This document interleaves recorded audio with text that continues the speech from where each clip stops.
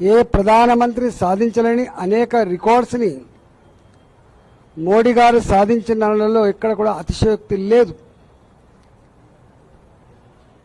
మోడీ గారు ప్రభుత్వం అంటే కేవలం డెవలప్మెంట్ మాత్రమే, బడ్జెట్లు మాత్రమే, అప్పులు లెక్కలు మాత్రమే అనేటువంటి పరిస్థితి నుంచి పరిపాలన అంటే ఇవి మాత్రమే కాదు, భారతదేశానికి ఒక గొప్ప చరిత్ర ఉంది, ఒక తాత్వికం ఉందని చెప్పి భారతీయ సంస్కృతి, భారతీయ సాంప్రదాయాలు, భారత ప్రజల విశ్వాసాలని ప్రపంచానికి చాటిన నాయకుడు కూడా నరేంద్ర మోడీ గారు మాత్రమే.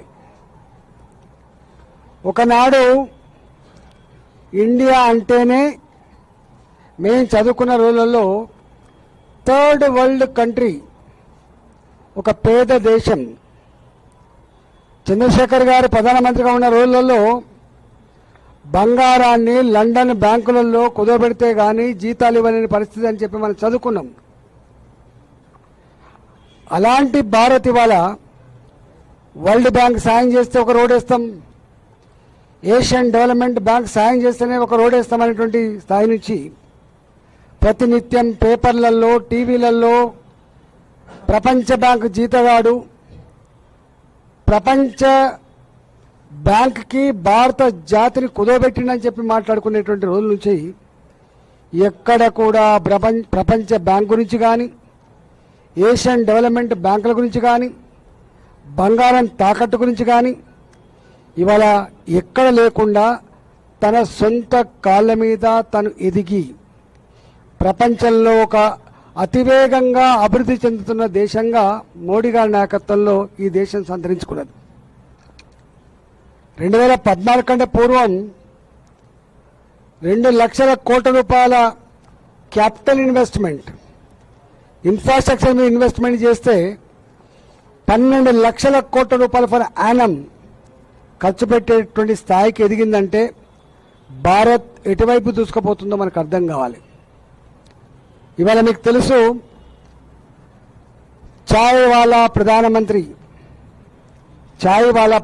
అని చెప్పి ప్రజలు భావించినప్పుడు ఒక చాయ్ వాలా, ఒక పేదరికాన్ని చవి చూసిన బిడ్డ దేశ ప్రధానమంత్రి అయితే ఎట్లుంటుందో దానికి సజీవ సాక్ష్యం ఒక 10 ఐటమ్స్ ఉంటాయి. ఇవాళ మొట్టమొదటిసారిగా గ్రామీణ ప్రాంతాల్లో నివసించేటువంటి మహిళలు, పట్టణ ప్రాంతాల్లో నివసించేటువంటి బస్తీ మహిళలకి చెంబు పట్టుకొని బయట పోయేటువంటి దుస్థితి ఉంది.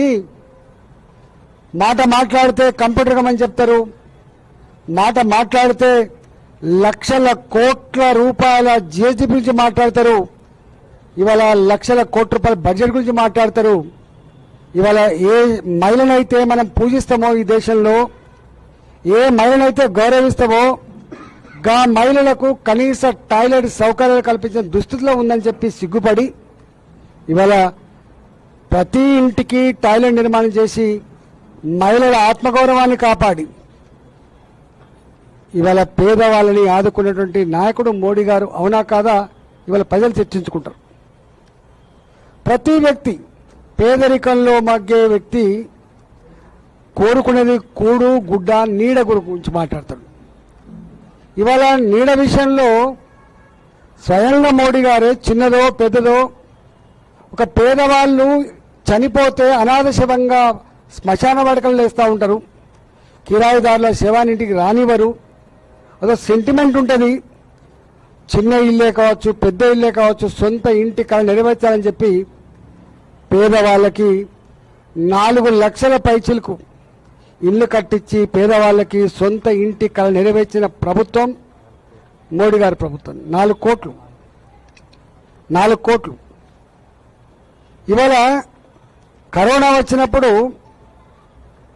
వచ్చినప్పుడు మీకు అందరూ తెలుసు, ఎవరికి వాళ్ళు ఇళ్లకు పరిమితమై కదలలేని పరిస్థితులలో భయంగా బిక్కుమంటూ బతుకుతున్న కాలంలో నా 140 కోట్ల ప్రజానికం ఆకలితో అలమటించొద్దని చెప్పి ఆనాడు ప్రతి మనిషికి 5 కిలోల చొప్పున ఉచితంగా 80 కోట్ల మందికి బియ్యం ఇచ్చి కడుపు నిండా అన్నం పెట్టినటువంటి నాయకుడు నరేంద్ర మోడీ గారు.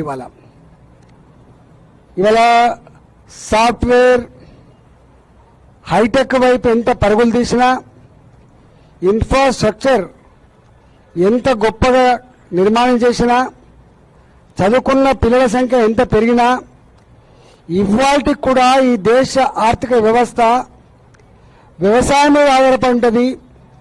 మన ఆర్థిక వ్యవస్థ అగ్రేరియన్ బేస్డ్ ఎకానమీ అని చెప్పి 60% ప్రజలు గ్రామీణ ప్రాంతాల్లో నివసిస్తారు. ఇర్రెస్పెక్ట్ ఆఫ్ కాస్ట్ అండ్ కమ్యూనల్ వాళ్ళంతా కూడా భూతల్ని నమ్ముకొని జీవిస్తారు. వ్యవసాయమే మూలమని చెప్పి భావించి ఇవాళ సన్మాన్ నిధి కింద, వ్యవసాయానికి సన్మాన్ నిధి కింద, రైతు సన్మాన్ నిధి కింద ప్రతి సంవత్సరం 6,000 రూపాయల చొప్పున 3 ఇన్స్టాల్మెంట్లలో ఇచ్చి వ్యవసాయానికి ఆదుకున్న నాయకుడు నరేంద్ర మోడీ గారు.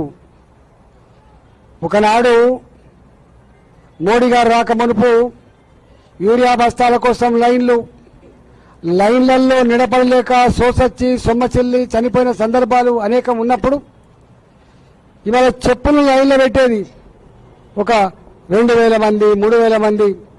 విత్తనాల కోసం లైన్ ఉండేటివి, ఎరువుల కోసం లైన్ ఉండేటివి. కానీ మోడీ గారు వచ్చిన తర్వాత వ్యవసాయానికి యూరియా బస్తా మీద 2,000 రూపాయలు ఎక్స్ట్రా ఖర్చు అయినా పర్వాలేదు, డిఏపి బస్తా మీద 3,000 రూపాయలు ఖర్చు అయినా పర్వాలేదు అని చెప్పి భావించి వ్యవసాయం రంగంలో ఉన్నటువంటి రైతాంగానికి ఇవాళ అతి చౌకగా ఎరువులు అందించి 1,00,000 కోట్ల పైచిలకు సబ్సిడీ భరించి కూడా ఇవాళ రైతాంగాన్ని ఆదుకొని వ్యవసాయాన్ని ముందుకు తీసుకుపోయినటువంటి నాయకుడు కూడా నరేంద్ర మోడీ గారు మాత్రమే. మీరు ఇందులో లెక్కలు ఉంటే అవన్నీ చెప్పాలని టైం పడుతుంది. ప్రధానమంత్రి సడక్ యోజన కింద ఆనాడు గ్రామీణ ప్రాంతాల ప్రజానికానికి కనీసం కంకర్ రోడ్లైనా ఉండాలి, సింగిల్ డాంబర్ రోడ్ అయినా ఉండాలని చెప్పి మొట్టమొదటిసారిగా గ్రామాలను పట్టించుకున్నటువంటి మహానాయకుడు ఇక విజనరీ వాజ్పేయి గారు. ఆ వాజ్పేయి గారి ఆశయాన్ని పులిపుచ్చుకున్నటువంటి నరేంద్ర మోడీ గారు ఇవాళ లక్షల కిలోమీటర్లు గ్రామీణ ప్రాంతాలకు PMGSY రోడ్లు ఇచ్చి నిర్మాణం చేసినటువంటి నాయకుడు. సెంట్రల్ రోడ్ ఫండ్ కావచ్చు, నేషనల్ హైవేస్ కావచ్చు, గ్రీన్ ఫీల్డ్ రోడ్స్ కావచ్చు. ఒక్క మాటలో చెప్పాలంటే ఒకనాడు ఒక రోజుకి 11 కిలోమీటర్ల నేషనల్ హైవే కన్స్ట్రక్షన్ అయితే, ఒక రోజుకు 11 కిలోమీటర్ల నేషనల్ హైవే కన్స్ట్రక్షన్ అయితే 34 కిలోమీటర్ల నేషనల్ హైవేస్ ప్రతి నిత్యం నిర్మాణం చేసి ఇవాళ మనం అందరం ఎక్కడికి పోయినా కూడా ఇవాళ 100 కిలోమీటర్లు, 120 కిలోమీటర్లు. ఇవాళ తెలంగాణలో నేను 2019 నాటికే నేను చూసిన అంకెల ప్రకారంగా 2014 వరకు, స్వతంత్రం వచ్చినప్పటి నుంచి 2014 వరకు 2,550 కిలోమీటర్ల నేషనల్ హైవేస్ ఉంటే 5 సంవత్సరాల కాలం 2019 వరకే తెలంగాణ రాష్ట్రంలో మరో 2,500 కిలోమీటర్లు నిర్మాణం చేసి 5,000 కిలోమీటర్ల అంటే డబుల్ నిర్మాణం చేసిన చరిత్ర ఈ రాష్ట్రంలో ఉంది. నేను చెప్పడం కాదు, ఇవాళ ఆనాటి ముఖ్యమంత్రి గారు స్వయంగా అసెంబ్లీ ప్రకటించింది. ఇవాళ ఎయిర్పోర్ట్స్ స్వతంత్రం వచ్చినప్పటి నుంచి 2014 వరకు 74 ఉంటే ఇవాళ ఎయిర్పోర్ట్ల నిర్మాణం 164, ఇవాళ 164. ఈ లెక్కలన్నీ చెప్తే అసలు దిమ్మదిరి పెట్టేట్టు ఉంటాయి. అందుకనే మోడీ గారు చెప్పే మాటకు చేసే పనికి పొంతన ఉంది కాబట్టే, వారు చెప్పినటువంటి మాటల ఆచరణ వాళ్ళ కళ్ళ ముందు కనబడుతుంది కాబట్టే